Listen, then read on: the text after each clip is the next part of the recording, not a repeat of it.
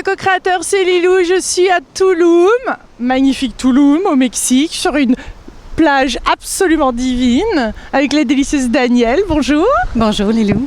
Merci de me rejoindre sur cette plage. On va parler d'un sujet assez important. C'était pas prévu au programme que je fasse une interview ici à Tulum. J'en ai fait plusieurs à Balier des Bravos. Et là, je me suis dit, je vais prendre 3 jours off avec ma petite maman. Et là, nous nous sommes rencontrés.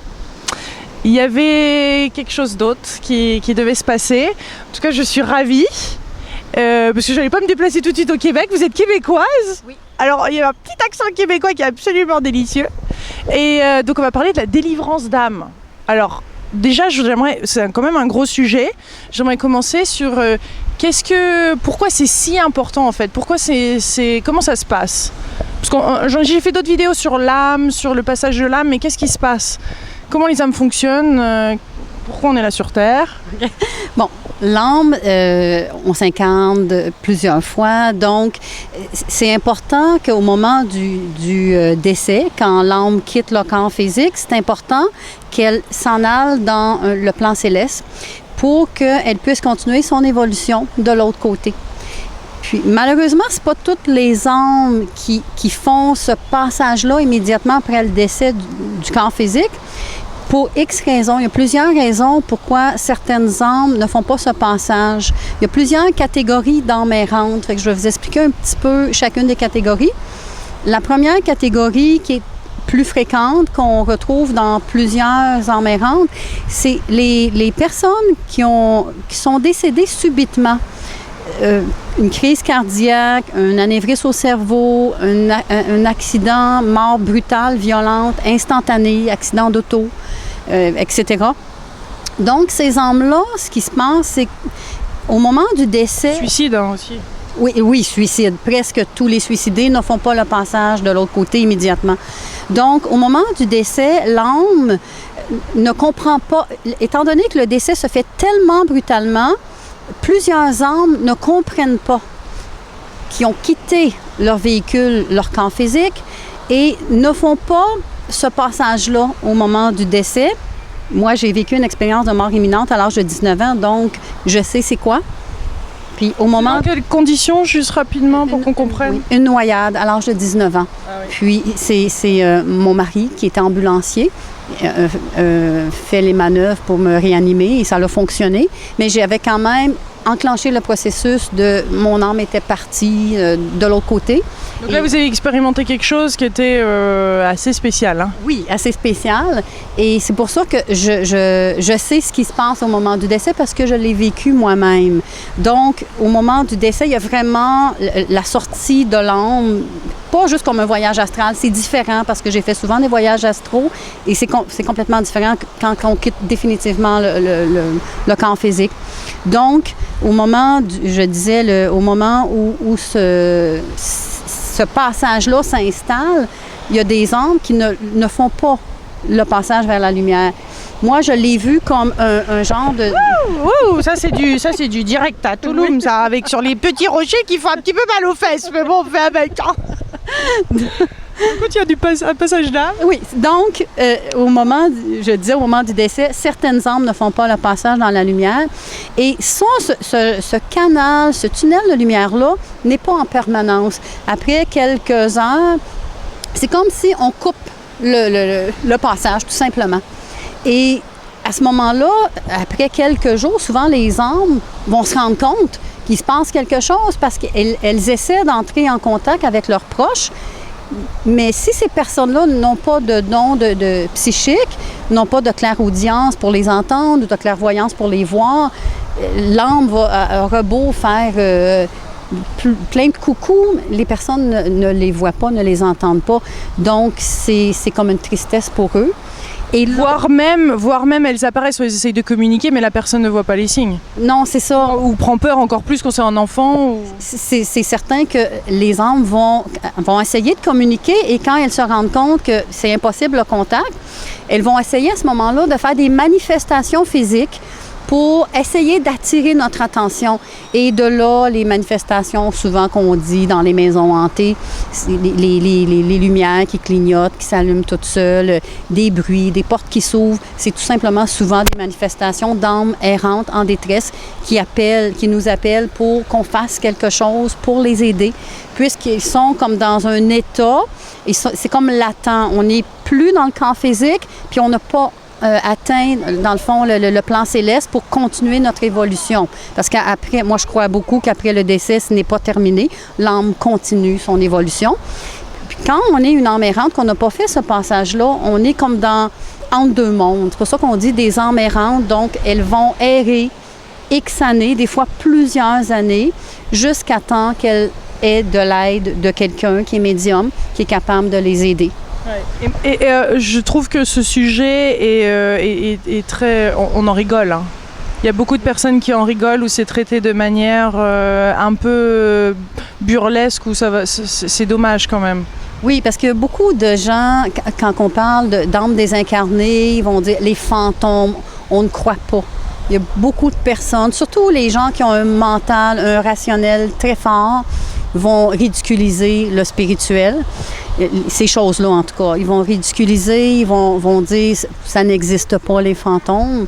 Moi, je peux vous prouver, je peux vous le certifier parce que je suis en contact régulièrement avec les âmes désincarnées, aussi avec des êtres de lumière. Donc, je crois beaucoup à ça et j'ai des contacts j'ai la confirmation que ça existe parce que ces âmes-là me disent des choses que moi, je ne les connais pas. Et je vérifie avec les êtres chers auprès de cette personne-là et les faits sont véridiques. Donc, c'est vraiment vrai qu'on peut avoir des contacts avec eux. Donc, comment vous vivez ça, vous, quand vous êtes en contact? Vous revivez la scène? Comment ça se passe, cette délivrance d'âme? Quand j'ai un contact avec une âme errante qui demande de l'aide, une des premières manifestations pour moi, étant donné que je suis clairsentiente, c'est un des dons dans le spirituel, c'est de ressentir l'énergie des personnes autour de nous, dont les personnes physiques et les âmes errantes. Fait que moi, quand j'ai des contacts avec eux, le premier symptôme, c'est vraiment de sentir son décès. Donc, c'est pas agréable nécessairement, mais c'est comme, pour moi, important parce que je comprends qu'il y a quelqu'un autour de moi qui n'est pas physique, là. Si elle est morte d'une crise cardiaque, je vais vraiment voir le symptôme de la crise cardiaque, douleur intense au niveau du thorax. C'est pas agréable, mais c'est quelques minutes, juste me faire comprendre qu'il y a quelque chose autour de moi, il y a quelqu'un qui demande de l'aide.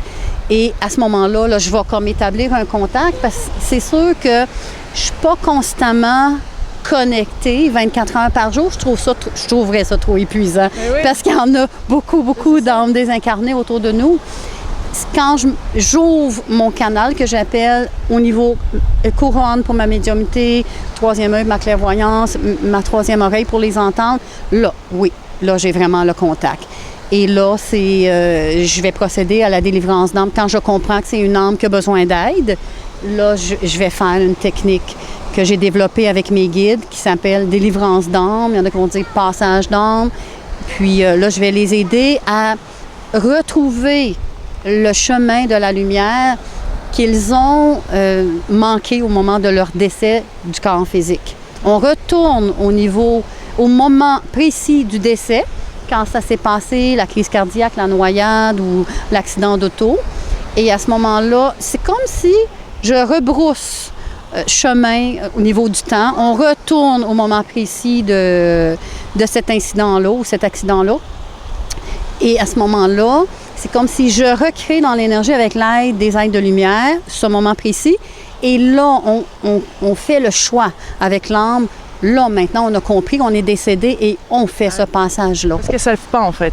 Pardon? Elles ne savent pas qu'elles sont décédées. La plupart ne savent pas qu'elles sont décédées. Et mon premier travail, quand j'ai un contact avec eux, c'est de leur faire comprendre tout simplement, oui, les gens autour de vous ne vous voient pas, ne vous entendent pas, parce que vous avez quitté votre véhicule, votre corps physique. Et si les gens n'ont pas les facultés extrasensorielles de vous voir, de vous entendre, ils ne vous verront pas, vous entendront pas. Et je leur explique aussi, vous êtes décédé, vous n'avez plus votre corps physique. Et souvent, c'est comme un choc pour eux. Ça fait plusieurs années, ils n'ont pas compris qu'ils étaient décédés. Quel est l'impact pour les proches qui ont perdu cette personne ou au niveau de l'âme? Enfin, quel est tout cet impact de délivrance? Quelle est l'importance de ça? C'est important, premièrement, pour l'âme elle-même au début, parce que je crois qu'il faut continuer notre évolution après avoir quitté le véhicule, le corps physique.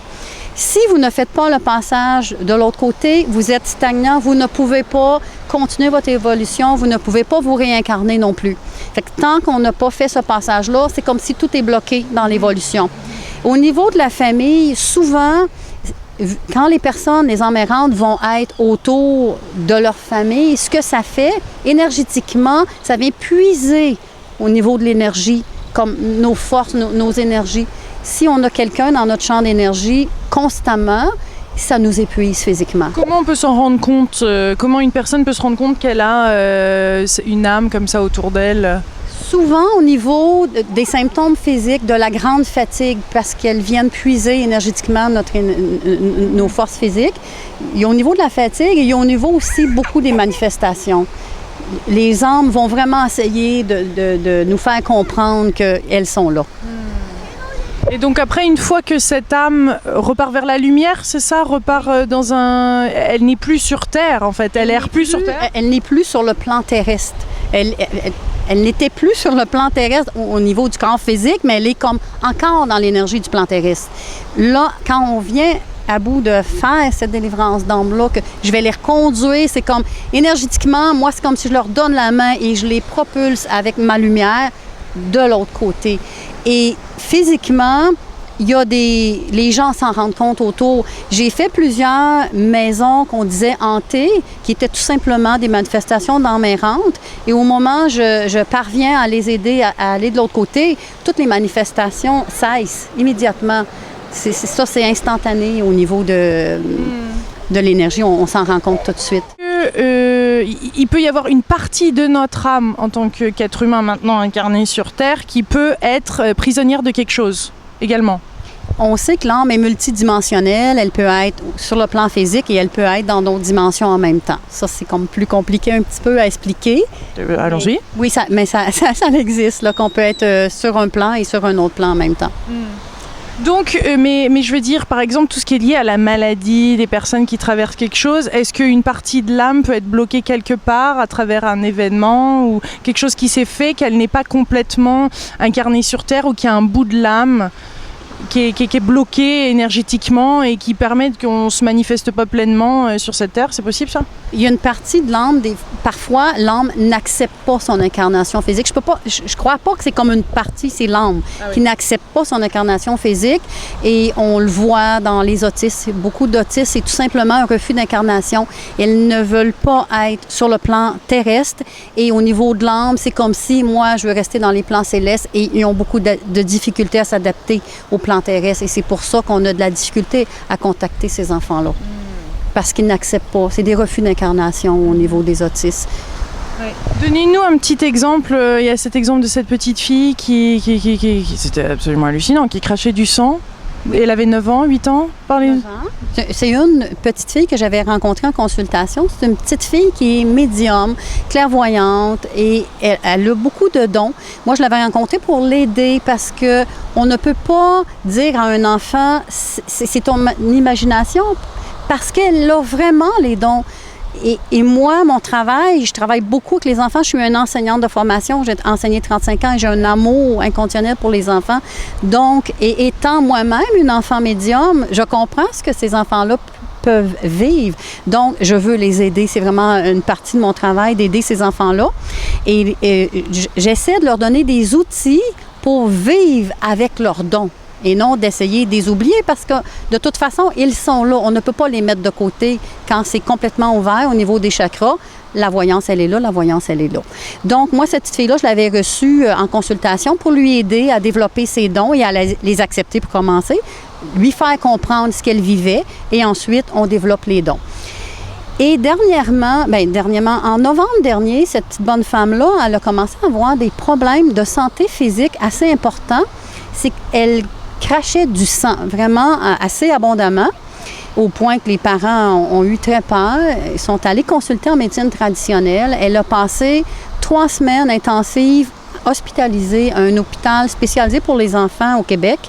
Et elle a passé une batterie de tests, tout ce qui se faisait médicalement pour trouver la source de ces saignements abondants-là. Et ils n'ont rien trouvé. Et puis, même les médecins ne comprenaient pas que la petite bonne femme n'était pas en anémie très avancée parce qu'elle perdait énormément de sang.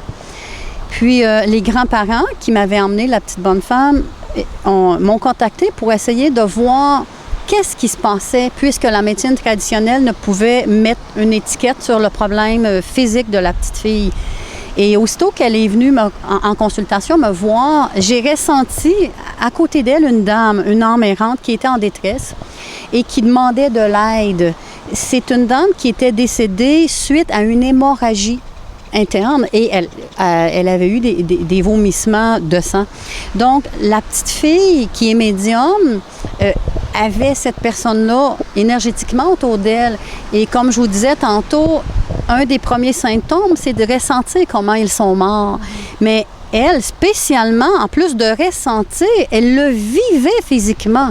Elle avait les mêmes manifestations que la dame. Elle vomissait, crachait du sang. C'était vraiment impressionnant de voir ça. Parce qu'en consultation, avant que je fasse la délivrance d'âme de l'âme qui avait eu ce problème-là, la petite continuait à vomir du sang et c'était assez inquiétant. Je comprenais que les parents étaient en panique. Puis, une fois que j'ai contacté l'âme de la dame qui était autour de la petite fille, là, j'ai procédé à la délivrance d'âme et ça l'a comme arrêté instantanément le sang, les manifestations. La petite fille, ça fait plusieurs semaines et aucun saignement depuis ce temps-là. Mais cette petite-là, elle n'a pas choisi ça. C'est quand même dur, une telle... Hein? Je sais. C'est très difficile, étant moi-même enfant médium. Je comprends qu'on puisse dire comment ça se fait qu'on fait vivre ça à des enfants. Je ne peux pas donner l'explication, mais je crois qu'elle l'a choisi au niveau de son âme. Tout ce qu'on vient vivre sur la Terre, on l'a choisi avant de s'incarner. Sauf que là, on lui a donné encore des outils. J'ai donné d'autres outils que probablement la prochaine fois, elle va être capable de s'en servir et elle-même procéder à la délivrance d'âme des âmes qui auront besoin de son aide. Parce que les âmes errantes vont aller vers des personnes très lumineuses au niveau de l'énergie. Puis, quand on est avancé au niveau de notre évolution, notre aura va dégager une luminosité plus importante qu'une personne qui est moins avancée spirituellement. Et ces âmes-là vont aller vers les âmes évoluées comme un papillon de nuit va se diriger vers la lumière. C'est comme, ils sont attirés, ils ne savent pas pourquoi, mais c'est comme en désespoir de cause, on va aller voir si ces personnes-là peuvent nous aider. Et c'est ce qui se passe quand on est capable de le faire de la bonne façon. Là. Il y a vraiment des miracles qui se produisent tout de suite après. Quelle est la leçon dans tout ça pour les personnes qui regardent et qui écoutent ça? Quel est le message par rapport à ça pour nous? Le message, moi, je crois, c'est de croire que ça existe. Ce que vous appelez des fantômes, les âmes désincarnées, je crois que c'est important surtout si vous avez des enfants, de ne pas ridiculiser ces manifestations-là des enfants quand ils disent « je vois quelqu'un, il y a un monsieur dans ma chambre » parce que les enfants voient vraiment. Surtout les nouvelles âmes qui se réincarnent depuis, je dirais, une dizaine d'années. Ce sont de très vieilles âmes, très évoluées et ils naissent déjà avec beaucoup de dons spirituels, dont la clairvoyance en premier.